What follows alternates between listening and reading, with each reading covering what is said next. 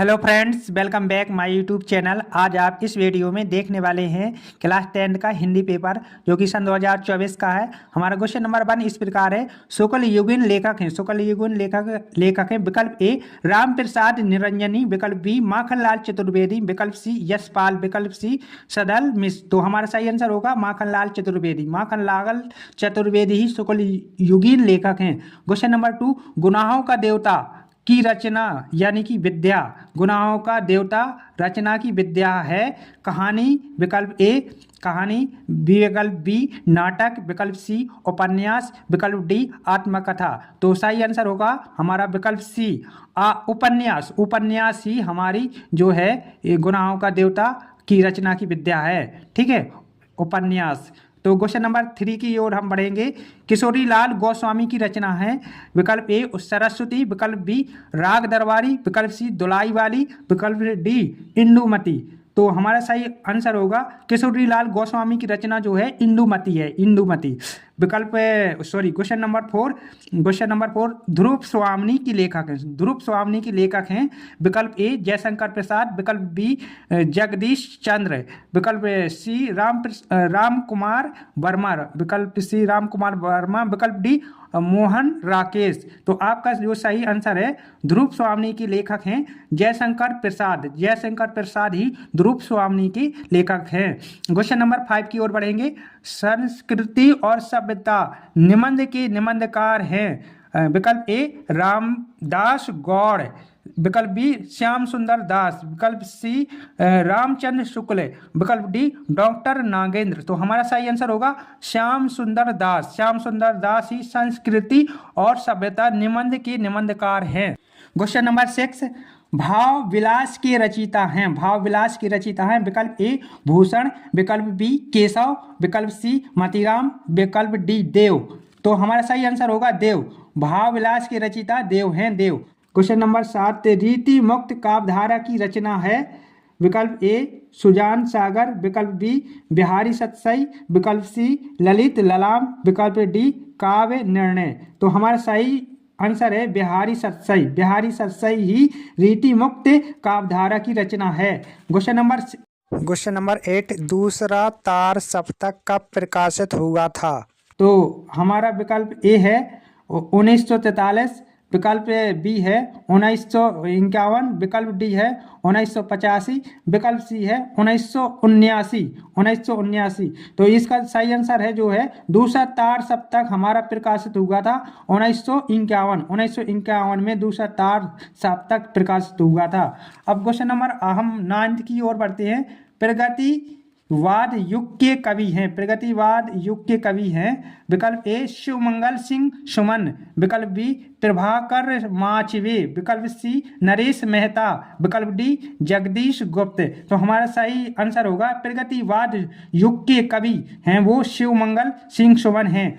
Question number 10 की ओर चलेंगे। महादेवी वर्मा की रचना है। महादेवी वर्मा की रचना है। विकल्प ए त्रिधारा, विकल्प बी वीणा, विकल्प सी पथ के साथी, विकल्प डी गुंजन। तो हमारा सही आंसर होगा पथ के साथी। पथ के साथी महादेवी वर्मा की रचना है। क्वेश्चन नंबर 11 बिंद के वासी उदासी तपोव्रत धारी महाबिनु नारी दुखारी के पंक्ति में कौन सा रस है। इस पंक्ति में जो है कौन सा रस है आपको रस बताना है। करुण रस, हास रस, श्रृंगार रस या इनमें से कोई नहीं। देखो बिंद के वासी उदासी तपोव्रत धारी। देखो उदासी मतलब दुखी हैं। दुखी हैं जहाँ दुख का आपको थोड़ा भाव लगे तो वहाँ पर करुण रस होता है, करुण रस। यहाँ पर विकल्प ए जो है हमारा एकदम सही है। यहाँ पर जो है विकल्प ए सही है, करुण रस ही है। क्वेश्चन नंबर 12 की ओर जाएंगे हम। जहां उपमेय में उपमान की समानता प्रकट की जाए वहां कौन सा अलंकार होता है। मतलब जहां उपमेय में उपमान की समानता प्रकट की जाए वहां अलंकार है। क्वेश्चन आपका इस प्रकार है। तो विकल्प ए उपमा, विकल्प बी रूपक, विकल्प सी उत्प्रेक्षा, विकल्प डी संदेह। विकल्प ए में उपमा है, विकल्प बी में रूपक है, विकल्प सी में उत्प्रेक्षा है, विकल्प डी में संदेह है। तो देखिए जहाँ उपमेय में उपमान की समानता प्रकट की जाए वो विकल्प ए सही है, उपमा सही है आपका। तो हम क्वेश्चन नंबर 13 की ओर बढ़ेंगे। क्वेश्चन नंबर 13, सोरठा संधि के दूसरे और चौथे चरण में मात्राएं होती हैं। विकल्प ए 11, विकल्प बी 16, विकल्प बी 12, विकल्प डी 13। तो आपका सही आंसर होगा 13। सोरठा संधि के दूसरे और चौथे चरण में 13 मात्राएं होती हैं। तो क्वेश्चन नंबर हम अगला क्वेश्चन देखेंगे, 14 क्वेश्चन देखें हम, ठीक है। 14, ठीक है। 14 क्वेश्चन हमारे इस प्रकार है, अपव्यय शब्द में उपसर्ग है। अपव्यय शब्द में उपसर्ग जुड़ा है, उपसर्ग जुड़ा है, ठीक है। अपव्यय शब्द में उपसर्ग जुड़ा है। विकल्प ए आ, विकल्प बी उप, विकल्प सी अप, विकल्प डी अधि। तो भाई इसमें देखो, अपव्यय शब्द में उपसर्ग जुड़ा है। क्या उपसर्ग जुड़ा है? तो भैया अपव्यय में जो आगे का उपसर्ग होता है ना, उपसर्ग जो होता है आगे का जो है, मतलब अप आएगा आपका, अप। ये विकल्प सी जो है आपका एकदम सही है, अप, ठीक है। आगे जोड़ता है, जो उपसर्ग होता है वो आगे जोड़ता है, इसलिए हमारा विकल्प सी एकदम सही है, अप, विकल्प सी। अब क्वेश्चन नंबर 15 की ओर बढ़ेंगे। माता पिता में समाज है, माता पिता में समाज है। विकल्प ए कर्मधार, विकल्प बी द्विगु और विकल्प सी बहुव्रीहि, विकल्प डी द्वंद्व। तो देखो द्वंद्व मतलब डी विकल्प सही है, द्वंद्व समाज इसमें होगा, माता पिता में द्वंद्व समाज होना चाहिए, ठीक है। तो हमारा क्वेश्चन नंबर 16 इस प्रकार है, समुद्र शब्द का पर्यायवाची शब्द नहीं है। बी पारावार, विकल्प सी महीपति, विकल्प डी जलधि। तो भाई इसका आपका सही आंसर होगा महीपति। महीपति जो है समुद्र शब्द का पर्यायवाची शब्द नहीं है। तो क्वेश्चन नंबर 17 जो हमारा अगला क्वेश्चन है, 100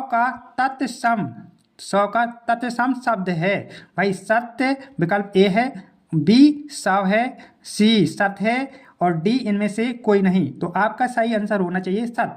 100 का तत्सम मतलब एक समान, सत, विकल्प ए सही है। तो हम अपना अगला क्वेश्चन देखेंगे, क्वेश्चन नंबर 18, तेसाम में विभक्ति और वचन है। तेसाम में विभक्ति और वचन है। विकल्प ए पंचमी विभक्ति और द्विवचन, विकल्प बी सप्तमी विभक्ति और एक वचन, विकल्प सी छठी विभक्ति और बहुवचन, विकल्प डी चतुर्थी विभक्ति एक वचन। तो आपका सही आंसर होगा विकल्प सी षष्ठी विभक्ति और बहुवचन, ठीक है। तो अब हमारा 19वां क्वेश्चन है, क्वेश्चन नंबर 19, तुम में से सोया नहीं जा सकता वाक्य में वाच्य है। विकल्प ए कर्तव्य वाच्य, विकल्प बी भाव वाच्य, विकल्प सी कर्म वाच्य, विकल्प डी इनमें से कोई नहीं। तो हमारा जो सही आंसर होगा भाव वाच्य।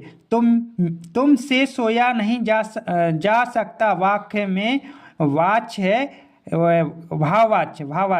क्वेश्चन नंबर 20, विकारी पद नहीं है।